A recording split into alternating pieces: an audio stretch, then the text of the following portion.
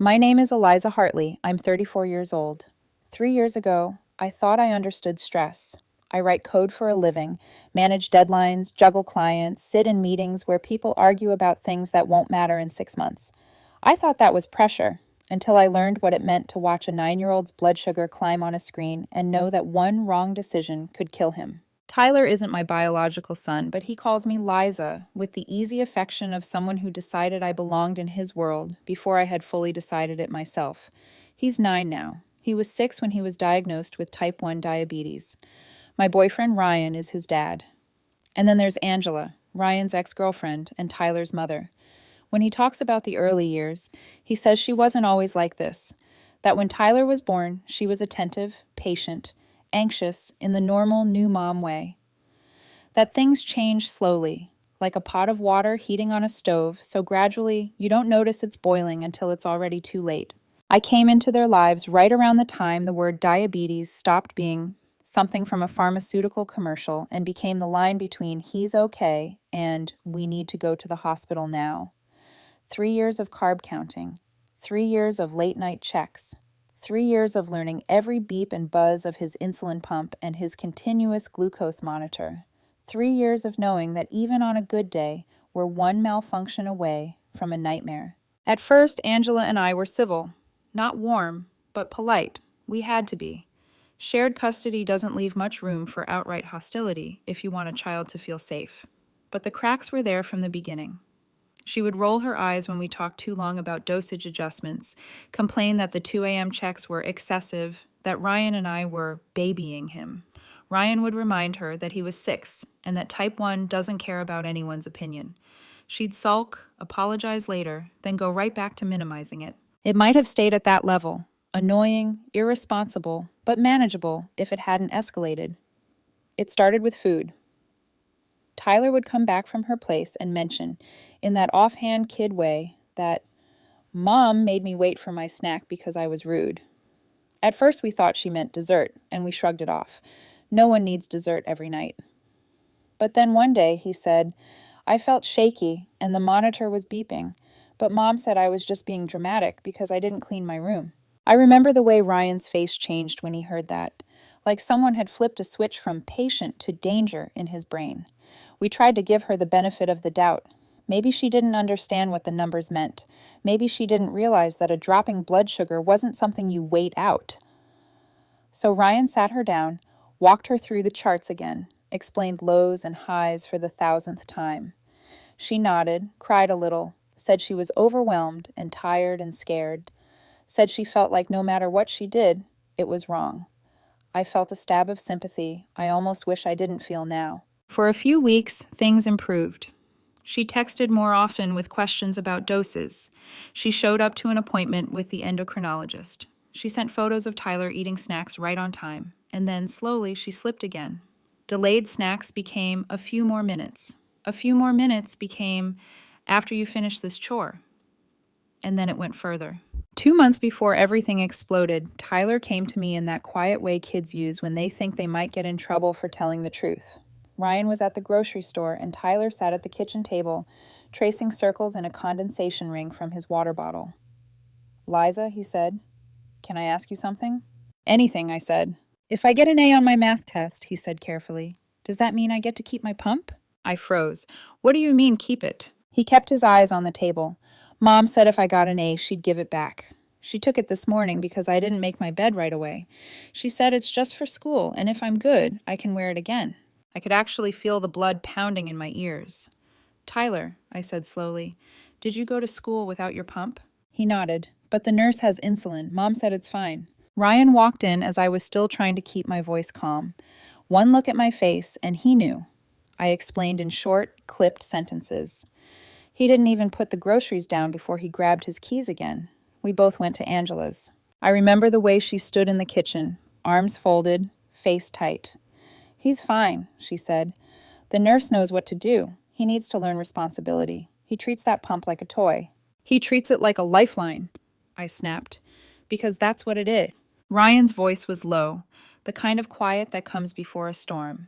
If you ever touch his medical equipment again, he said, I will go to court. I will fight for full custody. I will never leave him alone with you. Do you understand me? She stared at him like he'd slapped her.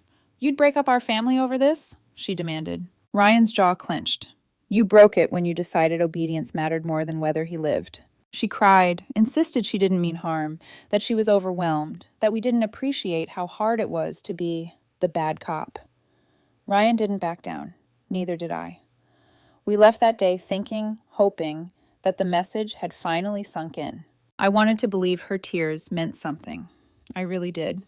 I told myself people change when they're confronted with how close they came to disaster. I told myself love for a child was enough to override the need for control. I told myself we wouldn't have to do something drastic. I was wrong. A few weeks later, I was in a conference room giving a presentation to a client who cared more about latency and load times than anything resembling a real human life. I'd put my phone on silent, face down.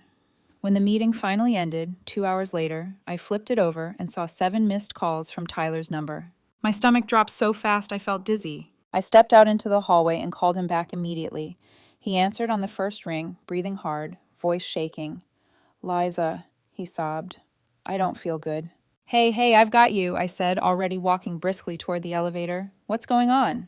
Mom took my pump, he cried. She said I can't have it back until after dinner and after I do all my chores. The monitor keeps beeping. It says my sugar is high. My head hurts. I pressed the elevator button 3 times like that would make it come faster. Where is your mom right now? She's here, he whispered. She said I'm being dramatic. Put her on the phone, I said. There was rustling, a muffled sniffle, then Angela's voice came through, annoyed and oddly cheerful. Hello? What is going on? I asked, my voice low and icy. Why does Tyler not have his pump? She huffed. He didn't do his chores after school. His backpack is on the floor. His shoes are everywhere. I took the pump. He can have it back after dinner when he cleans up properly. What time is dinner? 6, she said. Relax, it's 4. He'll be fine. I stopped walking. The hallway seemed to tilt. He is a type 1 diabetic, I said slowly. You took away his access to insulin because of a backpack? You and Ryan always let him get away with everything, she snapped. He needs consequences. You act like I don't know my own son's condition. He's not going to die in 2 hours. Stop being dramatic. I didn't argue. I didn't try to convince her. I ended the call, hands shaking, and dialed 911. My boyfriend's 9-year-old son has type 1 diabetes, I told the operator, forcing my voice to stay level. His mother has taken his insulin pump as punishment and is refusing to give it back. His blood sugar is rising. He has no access to insulin. This is a medical emergency. The operator's voice changed instantly. Questions, address, details. Police and ambulance are on the way, she said. Stay on the line. I can't, I said, already punching the elevator button again. I'm 20 minutes away. I have to get to him. Ma'am, please. I hung up, grabbed my bag, and ran for the parking lot. Then I called Tyler back. Buddy, I said as I sped out of the lot, blowing through a yellow light that was mostly red. I'm coming. The police and paramedics are coming too. You are not alone. You hear me? I'm scared, he whispered. I feel weird. I know, I said, my throat tight. I'm so sorry. This is not okay. What she's doing is not okay. Stay on the phone with me. Tell me about your day. Tell me about that game you like. Just keep talking, okay? His voice got quieter, more confused. I drove faster. The sirens reached Angela's street. Just as I turned the corner, lights flashing red and blue against the neat little houses. I pulled in behind the ambulance, heart pounding so hard I could barely breathe. This time, there would be no warnings, no ultimatums, no second chances. This time, we were done pretending. I don't remember most of the drive, just flashes. The sound of Tyler's breathing in my ear. The way his words started strong and then thinned out, like someone turning down the volume on his life.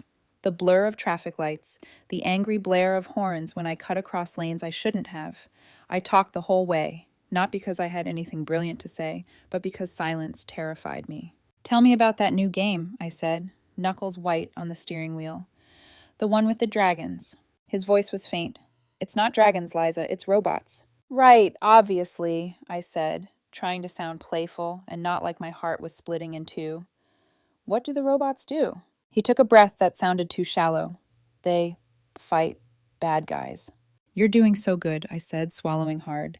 Just keep talking to me, okay? You are not alone. I'm getting closer. His continuous glucose monitor beeped in the background, shrill and insistent. I knew that sound. High, rising, dangerous. By the time I turned onto Angela's street, the sirens were already there. 2 police cars and an ambulance, lights flashing, painting the neat little houses in red and blue. Neighbors peeked through curtains and stood on porches, curiosity sharp on their faces. I pulled into the driveway at an angle, barely putting the car in park before I was out and running. The front door was open. I heard voices inside, firm, professional, and one shrill with outrage. I found Tyler on the couch, hunched over, skin pale and slick with sweat. His hair was plastered to his forehead. His hands trembled where they gripped the edge of a throw pillow. The paramedic kneeling in front of him was already working, fingers checking his pulse, eyes locked on the monitor display. "Glucose is 310 and climbing," he called to his partner. "How long has he been without insulin?" I knelt beside the couch, reaching for Tyler's hand. "Hey, buddy," I whispered. "I'm here." He tried to smile, but his lips wobbled. "Liza," he mumbled. "My head hurts." "I know," I said, voice breaking. "You're going to be okay.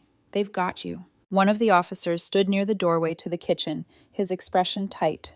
Angela was on the other side, arms crossed, face flushed. "This is ridiculous," she was saying. "You're treating me like some kind of criminal. He's my son. I was disciplining him. Parents are allowed to discipline their children." The officer's jaw flexed. "Ma'am, did you remove his insulin pump?" She rolled her eyes. "I told you, yes. It was only for a little while. He was supposed to earn it back at dinner. He wasn't going to die in 2 hours. Everyone needs to calm down." The paramedic looked up sharply. "You took a type 1 diabetic child's insulin pump for more than an hour as punishment?" His voice held the kind of controlled anger you only hear from someone who has seen the consequences before. Angela sniffed. "He needs to learn consequences. He's always so careless with his stuff. Maybe if he knew I'd take it, he'd treat it better." The paramedic's face hardened. "Ma'am, do you understand what diabetic ketoacidosis is?" She scowled. "I know what diabetes is. I'm his mother." "That's not what I asked," he said. "I asked if you understand that without insulin, his blood sugar doesn't just get high. His body starts shutting down. He could have gone into DKA. That is a medical emergency. Children die from that." She opened her mouth, then closed it, finally looking unsure for the first time. "But he didn't," she muttered. "He's fine. See." Tyler moaned softly, eyes squeezing shut. The officer turned to her. "Where is the pump now?" "In my purse," she snapped, "because I didn't want him putting it back on behind my back. He lies, you know. He lies all the time." The officer's voice sharpened. "Ma'am, retrieve the insulin pump. Now." She hesitated, looking between him and me, like she thought she could still spin this as overreaction. Then she sighed dramatically, grabbed her purse from the counter, and rummaged through it. When she pulled the pump out, seeing it in her hand made my stomach twist. Small, plastic, life and death. The paramedic reached for it. "I'll take that," he said, clipping it back onto Tyler expertly, checking the tubing, fingers moving with the precision of someone who'd done this in emergencies before. "How long ago did your mom take this off?" he asked Tyler gently. "After school," Tyler mumbled, eyes unfocused. "Around 3:30, because I didn't hang up my backpack." The paramedic looked straight at Angela. "You removed his pump at 3:30 and intended to keep it off until at least 6? Possibly longer?" She bristled. "Yes, I was teaching him to listen. He's not a baby." "Ma'am," he said slowly, "what you did could have killed him." "He's fine," she repeated, louder this time, panic creeping in around the edges. "You're all overreacting. My ex and his little girlfriend are just trying to make me look bad. They hate me. They've been trying to take my son away for years." I felt every eye in the room flick toward me for a second, but the officer in charge didn't bite. He kept his focus on her. "Sir," he said, turning to me, "are you and the child's father pressing charges?" Ryan appeared in the doorway like I'd summoned him with my panic. He must have raced from work the second he got my text. He moved straight to the couch, his hand landing on Tyler's shoulder, his face going white when he saw the monitor. For a long moment, he just stared. Then he looked at me. Our eyes met, and all the arguments and doubts and guilt of the past 3 years compressed into that second. "Yes," he said, voice hoarse. "We're pressing charges." The officer nodded once, like he'd been expecting that. He turned back to Angela. "Ma'am, you're under arrest for child endangerment." Her eyes went huge. "What? No, you can't. You can't do that. He's my son. I was disciplining him." He began reading her rights. She protested over him, words spilling out faster. "Ryan, say something. Don't let them do this, Eliza, please. You know I love him. You know I wouldn't hurt him. Tell them. Tell them this is just parenting. I stood slowly, every muscle in my legs trembling. Parenting, I said quietly, doesn't risk your child's life, because the floor is messy. My voice shook, but I didn't look away. You were warned. You did it anyway. They cuffed her. She screamed my name then, a raw, ugly sound, accusing me of destroying her life, of stealing her son. Tyler flinched at the volume, curling in on himself. The paramedics focused on him, blocking his view as best they could. Ryan's hand tightened on his shoulder. Tyler needs his mother, Angela howled as they led her out. You're taking his mother away. No, Ryan said quietly, more to himself than to her. You did that. The ambulance ride to the hospital blurred into fluorescent lights and steady beeping. The ER doctor looked at Tyler's numbers, at the pump, at the report from the paramedics. Another hour and we'd be having a very different conversation, she said, not unkindly, but without softening the truth. You did the right thing calling 911. Ryan sat beside Tyler's bed, his head in his hands. I paced at the foot, arms wrapped around myself. A woman in a blazer arrived later that evening, carrying a folder and a weary professionalism. I'm Sarah, she said, showing us her badge. Child Protective Services. She interviewed Tyler first, alone, but the door was open enough that I could hear snippets. Has this happened before? How often? What did Mom say when you told her you felt sick?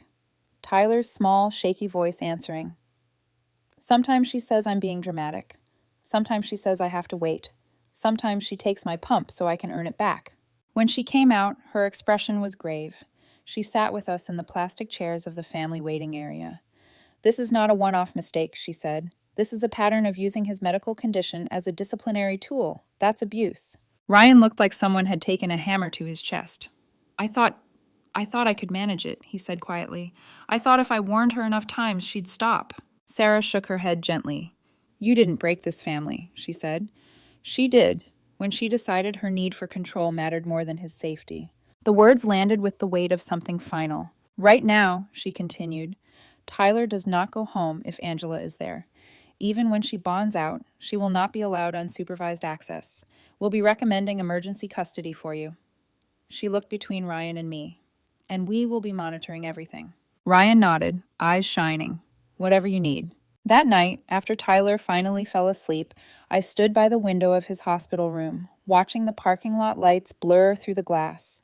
Angela's voicemails were already stacking up on my phone, sobbing, screaming, cycling between apologies and accusations. I didn't listen to all of them. The ones I did hear ended up in a folder I titled, for the benefit of any future judge, simply evidence. I'd always thought protecting a child meant catching them before they fell. I didn't realize it could also mean calling the police on the person who was supposed to love them most. We left the hospital the next day with instructions, follow-up appointments, and a CPS safety plan that changed everything about our lives. Ryan checked us into a hotel instead of going home. Tyler clung to my arm, wide-eyed, asking quietly if Mom would be mad at him for telling the truth. No, I said, kneeling to his height, forcing myself to meet his eyes. You did the bravest thing you could do. You asked for help. This is not your fault. What she did was wrong. You did nothing wrong. He searched my face for any hint of doubt. I didn't let him find one. That was the night I realized there was no version of the future where we went back to pretending this was fixable with one more talk, one more warning, one more second chance. The next step wouldn't be an argument in a kitchen. It would be a judge. The week leading up to the custody hearing felt unreal, like living inside a snow globe someone kept shaking. The world looked the same from the outside. Cars humming past the hotel, people checking into rooms with suitcases and travel mugs. But inside our little bubble, everything was shattered. Tyler refused to go home. Even when we needed to grab clothes or supplies, he sat stiffly in the back seat until Ryan promised he wouldn't take him inside. The house wasn't a home to him anymore. It was the place he thought he might die because of a backpack on the floor. He slept curled between me and Ryan the first 2 nights at the hotel, waking up gasping from nightmares, monitors beeping, voices arguing, the feeling of his body shaking while no one believed him. Ryan stroked his hair and whispered that he was safe. I held his hand under the blankets, tracing soft circles on the back of it until he drifted again. We were exhausted, terrified, angry, and grieving all at once, but somehow the three of us created a small island of calm in that cramped double queen room. Angela, on the other hand, was spiraling. The day she bonded out of jail, she called Ryan 47 times. Beeping voicemail notifications stacked up like warnings. When he didn't answer, she started calling me. Then she sent texts. "You're ruining my life. You turned my son against me. CPS will take him away because of you. This is all your fault. You overreacted." Every message was a contradiction of the last.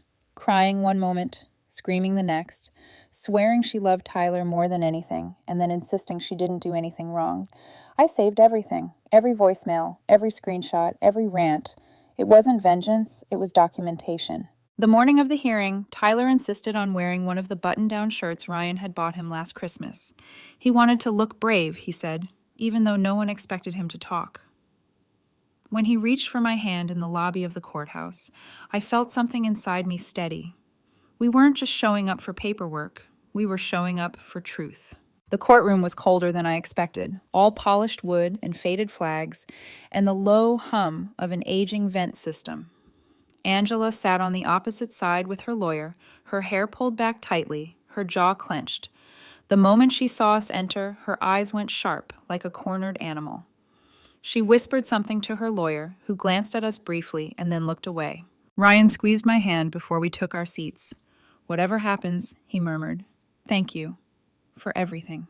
I squeezed back. We're doing the right thing. I needed to believe that. Tyler needed it even more. Angela's lawyer opened strong, painting her as an overwhelmed single mother struggling to manage a demanding medical condition. "Every parent makes mistakes," he said, hands spread wide in that performative way attorneys use to charm judges. This was blown far out of proportion by an overreaction. My jaw clenched. Then it was our turn. Our lawyer began by playing the recordings. The courtroom fell into a suffocating silence as Tyler's small, trembling voice filled the speakers. "Liza, I don't feel good. Mom took my pump. I can't have it back. The monitor keeps beeping. I'm scared." Ryan's voice came next, steady but breaking. The operator's calm urgency. My own voice, tight and shaking, explaining the emergency while running to my car. The room shifted. Even the judge leaned back, expression sharpening with concern. Then came the paramedic's testimony. He stood in his pressed uniform, hands clasped, voice unwavering, as he described Tyler's condition on arrival. Pale, sweating, trembling, glucose at 310, and rising. He explained DKA in simple, horrifying terms. How fast it happens, how lethal it is, how little time Tyler had left if nothing changed. "Was this a medical emergency?" our lawyer asked. "Absolutely," the paramedic said, without hesitation. "One more hour, and that child could have gone into ketoacidosis.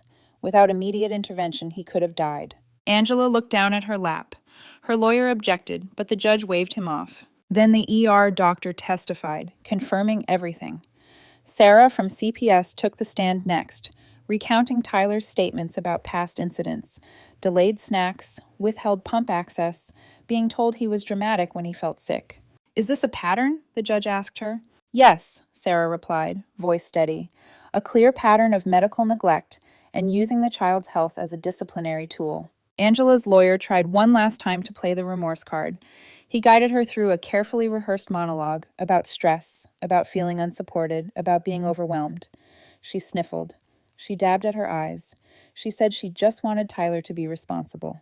Then the judge asked the one question everything hinged on. "Ma'am, do you understand that type 1 diabetes is a life-threatening condition?" Angela hesitated. "Yes."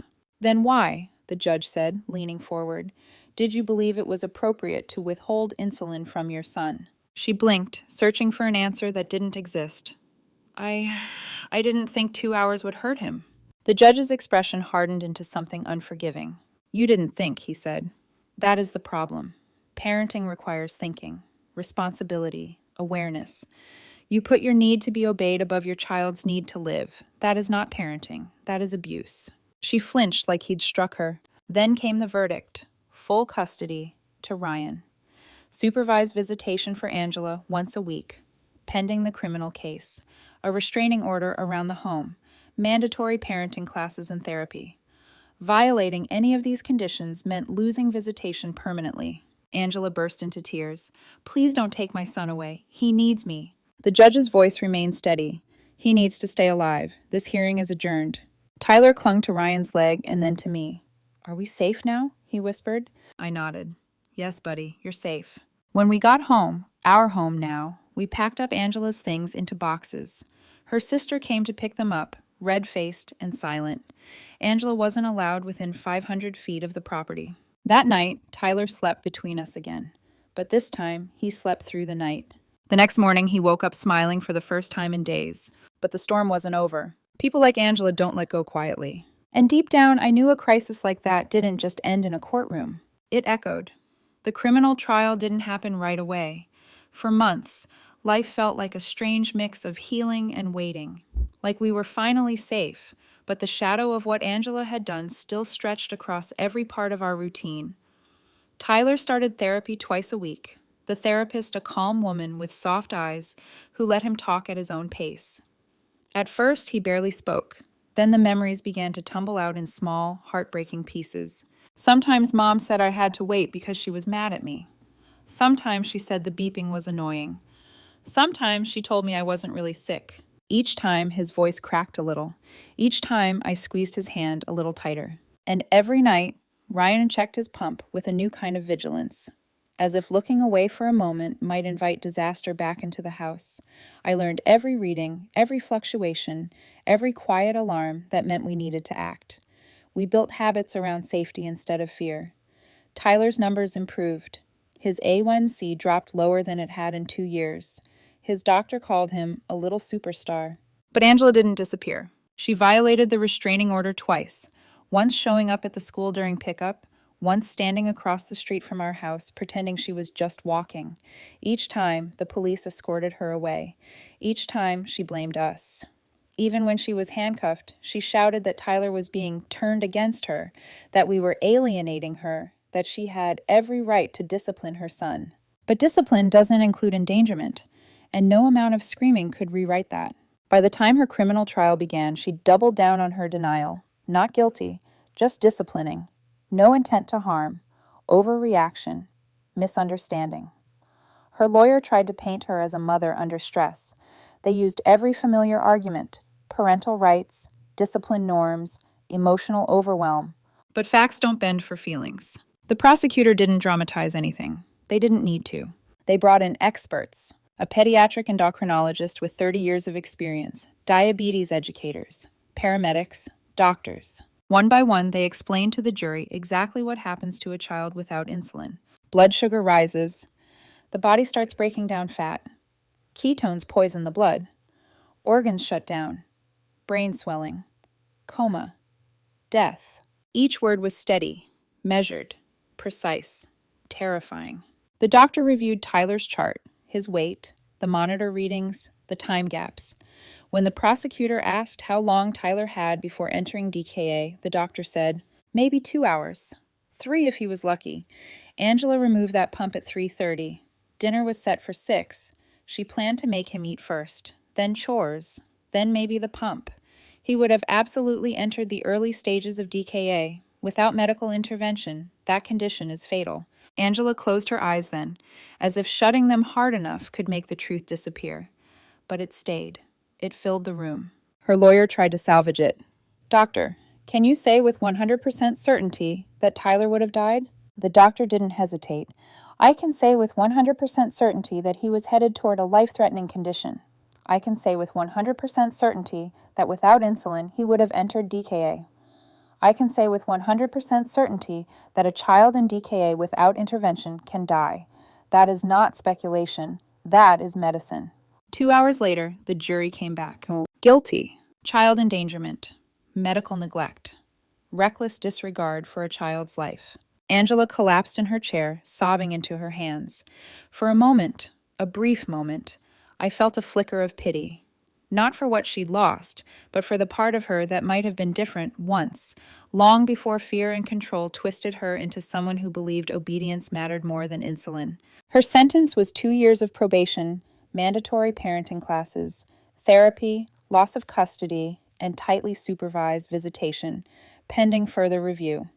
She would pay for the visitation supervisor, attend evaluations, and abide by strict conditions.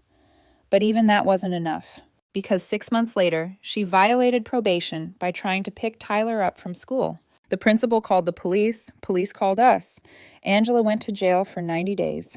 After she was released, she moved 2 towns over. She sent letters to Tyler, some apologizing, some begging, some accusing, but Tyler didn't read them.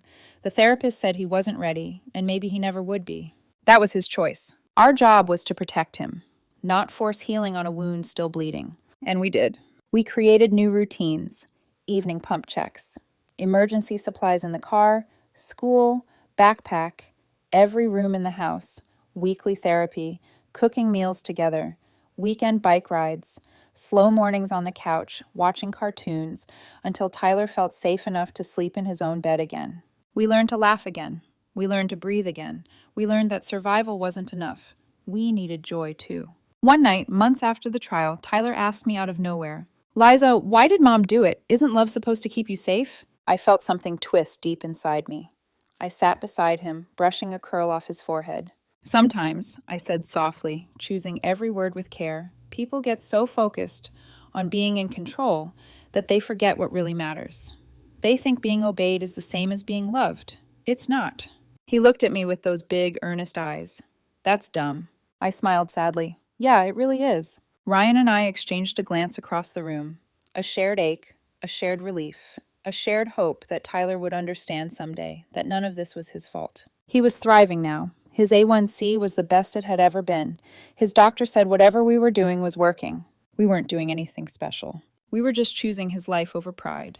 I wish that were the baseline for every parent. People sometimes tell me I'm a good mom, that I saved him, that I did the right thing calling 911. But the truth is, I don't feel like a hero. Good moms don't let it go on so long.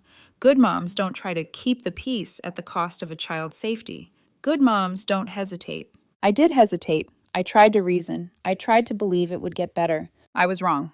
But I learned. And now, I am the mother Tyler deserves. The one who will never let insulin become a punishment. The one who will never ignore a beeping monitor. The one who will never gamble with his life to prove a point. The one who will always choose him, every single time. If I ever doubt myself, I think of his voice on the phone that day. "Liza, I don't feel good. I'm scared." And I know without a shred of regret that calling 911 saved him. I'd do it again, every time, without hesitation. There are mistakes you recover from, and there are mistakes you bury your child for. I chose the right side of that line. And so will Tyler someday.